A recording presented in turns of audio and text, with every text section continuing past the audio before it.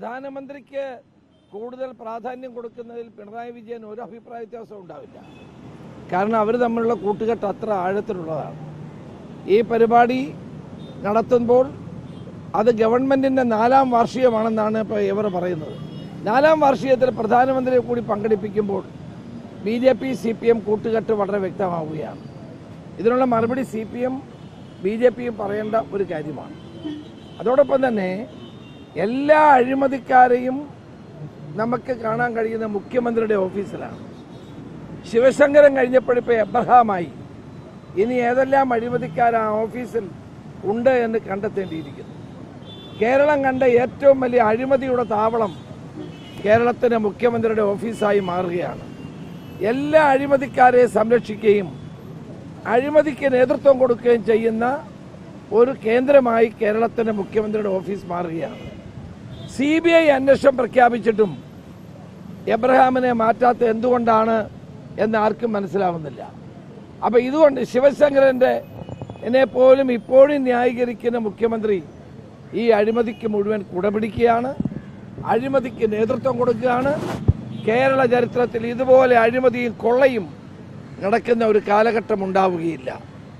ഏത് പദ്ധതി വന്നാലും അതിൽ നിന്ന് പണം അടിച്ചു മാറ്റുക എന്നുള്ളതാണ് ഈ ഗവൺമെൻറ്റിൻ്റെ ഏറ്റവും പ്രധാനപ്പെട്ട മുഖമുദ്ര. സർക്കാരിൻ്റെ 4ാം വാർഷികമാണ്. ഈ 4ാം വാർഷികത്തിൽ ജനങ്ങളില്ല, പാർട്ടി പ്രവർത്തകർ പോലുമില്ല. പക്ഷേ കോടികൾ ഇതിനു വേണ്ടി ചെലവഴിക്കുകയാണ്. 100 കോടിയിലധികം രൂപ ഇതിനകം ജില്ലകളിൽ നടക്കുന്ന 14 ജില്ലകളിലുമായി ചെലവഴിച്ചുകൊണ്ടിരിക്കുകയാണ്.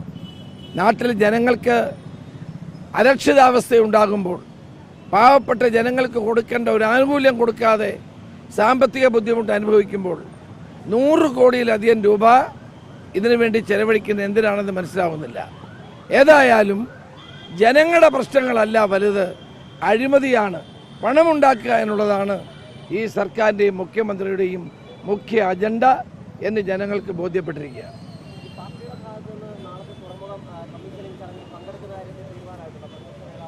പ്രതിപക്ഷ നേതാവിനെ പങ്കെടുപ്പിക്കാതിരുന്നത് വളരെ തെറ്റായ ഒരു കാര്യമാണ്. അദ്ദേഹത്തിന് അയച്ച കത്ത് സതീശൻ എനിക്ക് അയച്ചു തന്നു. ആ കത്തിൽ എന്താണ് അദ്ദേഹം ചെയ്യേണ്ടതെന്ന് പറയുന്നില്ല, ഒരു ക്ഷണക്കത്ത് മാത്രമാണ്. അങ്ങനെ പ്രതിപക്ഷ നേതാവ് പോകണം എന്നുള്ള അഭിപ്രായം എനിക്കില്ല. അത് ശരിയായ നടപടിയല്ല.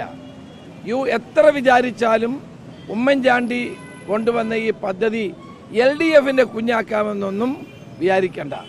അത് LDFിൻ്റെ കുഞ്ഞല്ല, അത് UDFിൻ്റെ കുഞ്ഞ് തന്നെയാണ്. ഈ പദ്ധതി നടപ്പാക്കാൻ വന്നപ്പോൾ ആദ്യമായി വിഴിഞ്ഞം പദ്ധതിയിൽ അഴിമതി കണ്ടെത്തിയത് ഇന്നത്തെ മുഖ്യമന്ത്രിയാണ്. 4000 കോടി രൂപയുടെ അഴിമതി ആരോപണം നടത്തിയ ആളാണ് ഇന്നത്തെ മുഖ്യമന്ത്രി. ജുഡീഷ്യൽ കമ്മീഷനെ വെച്ചു, രാമേന്ദ്രൻ നായർ കമ്മീഷനെ വെച്ചിട്ട് പോലും ആ കമ്മീഷൻ ഒരു അഴിമതിയും കണ്ടെത്തിയില്ല എന്നുള്ളത് നമുക്ക് ബോധ്യപ്പെട്ട കാര്യമാണ്. നിയമസഭയിൽ കമ്മീഷൻ റിപ്പോർട്ടുണ്ട്, നിങ്ങൾക്ക് വായിക്കാം.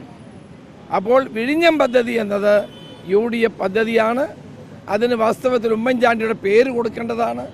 ഉമ്മൻചാണ്ടിയും അന്നത്തെ UDF ഗവൺമെൻറ്റും എടുത്ത നടപടികളെ ഇല്ലാതാക്കാൻ CPMഉം LDFും വിചാരിച്ചാൽ നടക്കില്ല.